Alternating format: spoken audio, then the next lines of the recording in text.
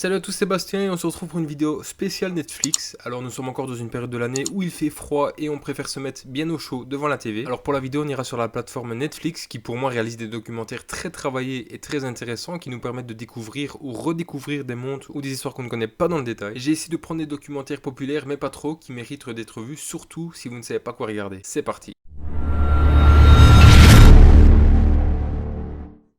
Formule 1 Pilote de leur destin est une série documentaire réalisée en collaboration entre Netflix et la Formula One Management pour donner un aperçu exclusif des coulisses des championnats du monde de F1. La série est diffusée pour la première fois le 8 mars 2019 et comporte 2 saisons de 10 épisodes de plus ou moins 45 minutes, avec une saison 3 prévue prochainement. Il s'agit d'une très bonne série documentaire sur la F1. Je rejoins les avis énonçant que la F1 ne suscite pas trop d'intérêt et pourtant ce sport gagne à être connu. C'est un milieu très fermé mais lorsqu'on a la chance de vivre la passion de l'intérieur, le résultat est à la hauteur de ce qu'on peut attendre. Rivalité entre coéquipiers, concurrence, tour du monde des circuits et des pays, la loi du plus fort plus que jamais. La série est vraiment hyper passionnante, on découvre vraiment les dessous des préparations, des qualifications, des avant-courses et la course en elle-même. On a aussi le point de vue des pilotes, que ce soit leur état d'esprit, leur motivation, le fait qu'ils soient déçus d'une course ou autre. Et c'est ça qui est le plus intéressant parce que depuis quelques années j'étais totalement désintéressé de la F1, depuis une petite dizaine d'années. J'ai été captivé par ce documentaire qui m'a aidé à reprendre et à regarder à nouveau la F1, ce qui est plutôt bon signe pour une série Netflix.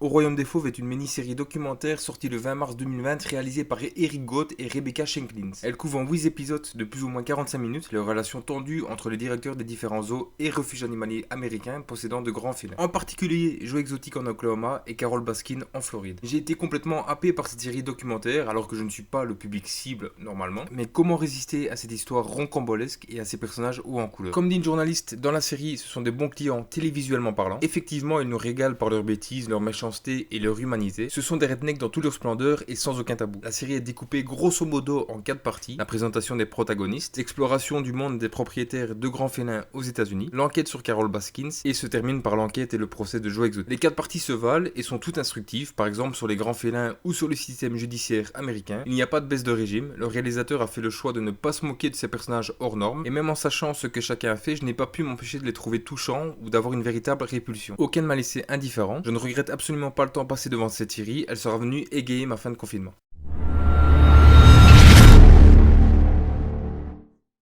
À l'intérieur des prisons les plus dures du monde, en français, diffusé pour la première fois en 2016 et compte à l'heure actuelle 4 saisons de 4 épisodes de plus ou moins 45 minutes. Présenté par Paul Connolly et Raphaël Rowe, qui sont deux journalistes d'investigation britanniques. Le second a été incarcéré pendant 12 ans pour un crime qu'il n'a pas commis, qui ont eu l'idée de se faire volontairement enfermer dans les pires prisons du monde où l'intimidation et violence font loi. La série documentaire nous emmène à chaque nouvel épisode dans une prison à mauvaise réputation d'un pays autour du globe. La série est plutôt intéressante dans le fond, apportant une vision de l'intérieur de la prison, leur mode de fonctionnement autour du monde et les différentes cultures d'un pays à l'autre. Je recommande beaucoup le visionnage des 4 saisons existants. Ils ont changé de journaliste à partir de la 3e saison, Raphaël Rowe, et je préfère le deuxième parce qu'il était incarcéré pendant 12 ans pour un crime qu'il n'a pas commis, je le répète, et donc je pense qu'il peut faire un meilleur comparatif de son ancienne prison à celle qu'il visite dans les différents pays du monde. La seule chose que je n'arrive pas à comprendre, c'est que les journalistes se présentent comme des prisonniers aux autres détenus, sauf que la caméra les suit partout à l'intérieur de la prison. Je ne sais pas comment ils arrivent à justifier ça aux autres détenus et se faire passer pour un réel incarcéré. Quoi qu'il en soit, je trouve le sujet très intéressant, bien tourné et bien raconté. On y découvre la réalité de ces prisons-là, il n'y a aucun ou très peu de filtres. Les présentateurs n'ont pas peur de se mouiller dans la prison et juste pour ça, elle mérite son visionnage.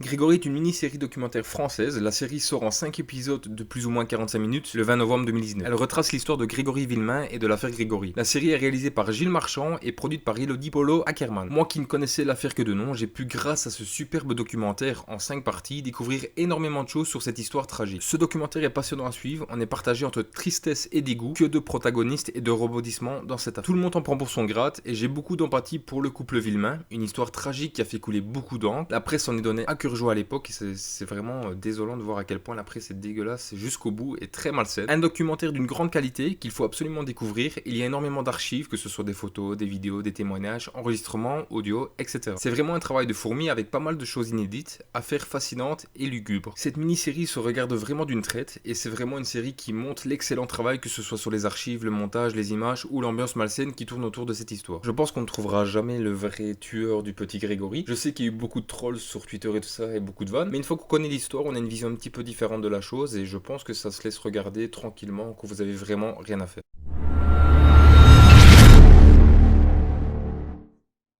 Don't Fuck With Cats est une mini-série sur l'affaire du dépeceur de Montréal, Luca Rocca Magnotta. Sortie le 18 décembre 2019, la série documentaire réalisée par Marc Lewy retrace sur 3 épisodes d'environ 1 heure chacun les débuts du tueur puis sa traque par les polices du monde entier. Il s'agit clairement du documentaire le plus dur psychologiquement à voir, car pour ceux qui n'étaient pas au courant, avant de s'en prendre à un homme, Luca Magnotta possède des vidéos de torture d'animaux, de chats plus précisément, sur internet. Alors certes, les vidéos ne sont pas montrées en intégralité, mais vues de manière explicite. Ce sont des posts extrêmement violents qui avaient attiré l'attention de nombreux internautes lambda et militants pour la protection des animaux. Certains d'entre eux se sont même regroupés, notamment via Facebook, pour mener l'enquête et tenter de découvrir l'identité de cet homme, qui torturait des chatons, et c'est bien de là que vient le nom de la série. On y découvre au fur et à mesure de la série de quelle manière il retrouve la trace de celui-ci, qui deviendra le dépeceur de Montréal. Au-delà de l'histoire horrible qu'il raconte, Don't Fuck With Cats interroge sur la notoriété que procurent ces actes. Leur auteur pouvant y trouver, comme dans le cas de Lucas, une possibilité d'exister, et par extension, notre rôle en tant que spectateur qui raffolons de ce genre de récit, avec une curiosité profondément malsaine. Petit défaut de la série, c'est la durée, 3 épisodes d'1 heure, limitant la possibilité de raconter l'ensemble de l'affaire, notamment l'après, laissant chez le spectateur un sentiment d'inachevé. J'espère qu'une nouvelle saison parviendra à combler ce manque sans grande conviction. Voilà les amis, c'est sur ce documentaire que se termine cette vidéo. J'espère qu'elle vous a plu. N'hésitez pas à me donner vos avis sur ces documentaires que vous connaissez ou que vous allez découvrir et m'en proposer de nouveaux. N'hésitez pas à liker, vous abonner et partager la vidéo. Et on se dit à la prochaine pour de nouvelles vidéos. Salut à tous.